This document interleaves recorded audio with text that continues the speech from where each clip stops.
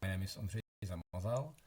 I am from Prague University of Economics and Business, and I would like to show you our PatOMat2, which is a tool for pattern-based ontology transformation using SPARQL. So the tool is available from this URL address, all.vce.cz/PatOMat2. We can check some information about this tool. So it allows ontology transformation, which is useful if you want to change, for example, modeling style of your ontology. We will see the example in a second. Our source code of our tool is available on GitHub, and this tool is being developed under the project Ontology, which aims to support the distributed management of information about the flow of entities such as materials and products within circular economy. There is also available documentation of REST API, and so let's look on the tool itself.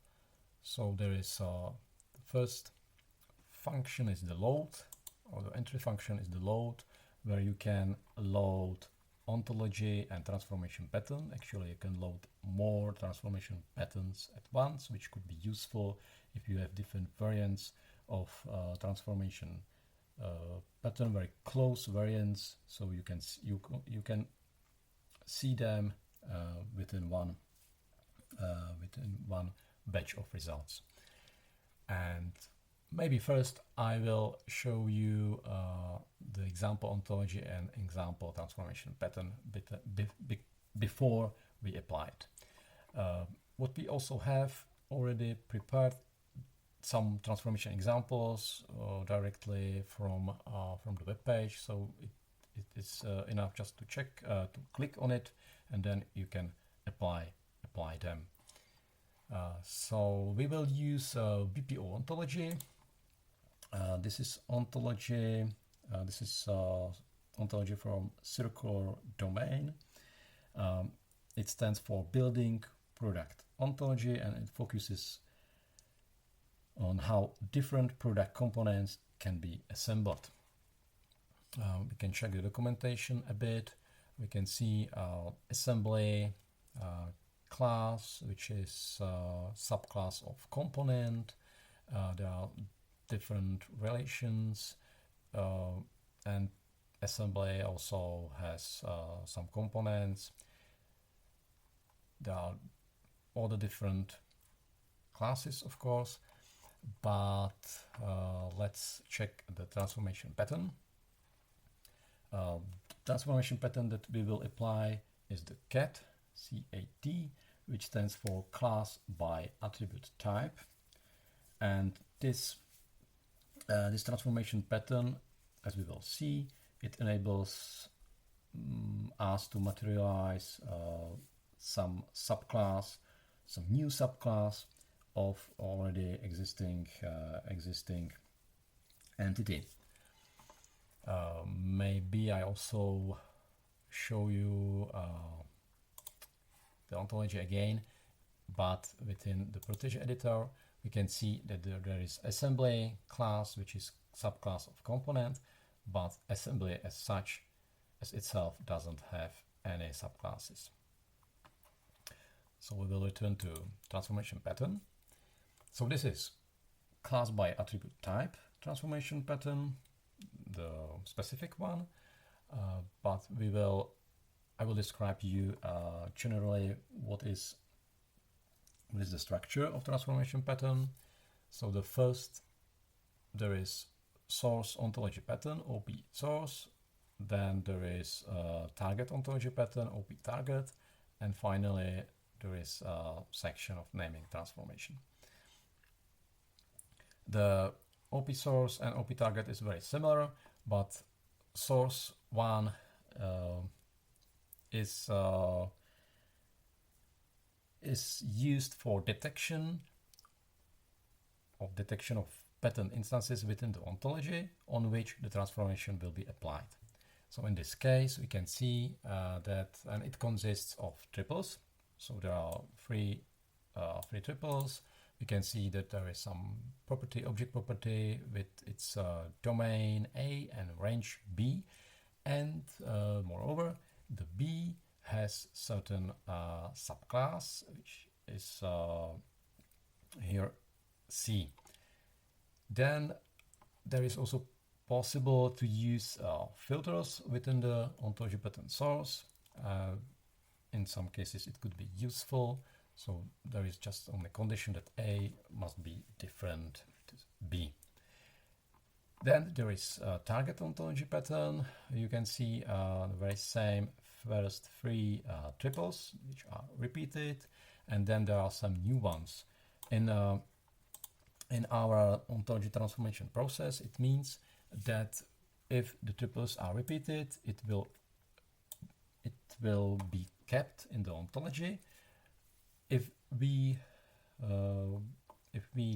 do not repeat them, they could be removed if we want. This could also be selected in the tool afterwards. And there are some new triples, which means really that they will be added to the original ontology, and there are some new entities with that G is a subclass of A with its some restriction. Actually, it means that there is a new created hierarchy which is regenerated according to already existing one here. And there is section with naming transformation. There are two parts. The lex part is prepared for as an information for somebody who would like to create label or maybe comments, etc. For a newly generated entity. And this somebody could be, of course, human, or it could be system like large language model. We are actually working on this naming using LLM. There is another part. This is NTP, which stands for naming transformation pattern, and this is part where you can specify in a template-based manner how labels will be generated. So there are some instructions you can use. Many instructions which would lead to so many labels, but then you can select within the tool which one you really want to add, and you can also, as a human in the tool, you can also edit it, and you can select which one is preferred and which is alternative, etc. There are also different naming operations. Label means that we will just take the label of the entity. Nominalize means that the system would try to make a nominative form of the given word, and passivize means that it would try to make it passive, the passive form of the input. And head noun means that it would try to take the main term of the given input. If there is no label inside these naming operations, it means that it would work on the fragment of array. So this is transformation pattern, and now we can apply it within the tool. There are two options. You can just load it from your computer, or you can load from URL. So we will use this option, the ontology here,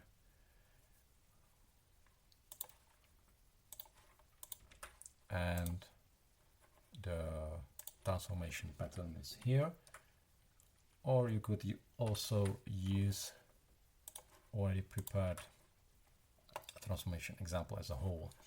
So we have ontology, we have just only one transformation pattern. We can load it and we could see the result. So it means that the ontology pattern source was applied to detect pattern instances. It's actually behind this, there is just SPARQL, and we can also see statistics of each transformation pattern that was used. We have just only one, so we can use just only one. Statistics 12 pattern instances.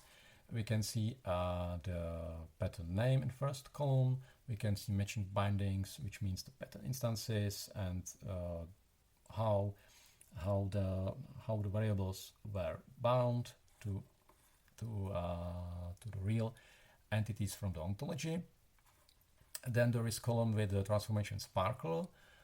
There is the delete part, insert and insert data part. This is actually SPARQL update, and this is generated based on transformation pattern, actually target ontology pattern, and just only with the proper entities from the ontology, on which this was applied, the transformation pattern. So we can see the newly generated entity G is this one. The array here is randomly generated. This is subclass of component, but I would like to show you another example a bit, maybe here, where we have the newly generated entity as a subclass of assembly, and this is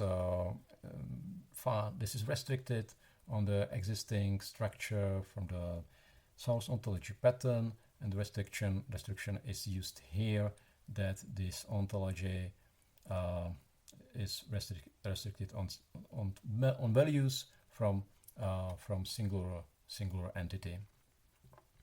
Then we can also see how the label resulted from the NTP instructions. This is the last column, and so for example, for dynamic entity assembly that is composed of entity and entity, this is rather clumsy but not so bad. Then there is dynamic entity assembly. This is the second naming instruction, which is a bit better, and the last one is very similar to the previous one, but dynamic entity is kept, so maybe it's better. We can choose which labels we will use in the transform ontology. So we just leave these two, and we can then edit them a bit and also select which one is preferred. So I will select this one, and there is another one which seems to be quite good assembly, that is composed of I will make a small change. So dynamic entity, it's by default alt label because we already selected pref label. So this is alt label, which should be okay. And then we can select the whole pattern instance. Of course, we can select more of them, also across ontology transformation patterns, but we just have only one. And finally, we will apply transformation. We can apply delete and inserts. This is safe because the triples are repeated, so it actually does not have any effect. So we can just apply any of them. BPO1, we will check it in a second. And there is also transformation summary, where we can see that there was newly generated entity, which was labeled dynamic entity assembly that is composed of a dynamic entity, and we can see that it is a subclass of assembly, and there is also restriction applied on this newly generated class. So finally, we will check the ontology.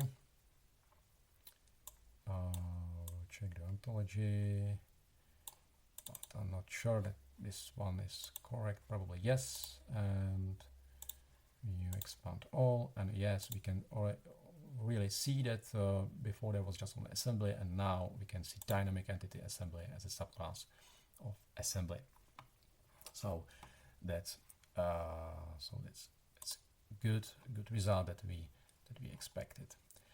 Okay, so that's all from my side. You are welcome to check to try our tool and provide our feedback if you want. So thank you for your attention and see you. Bye.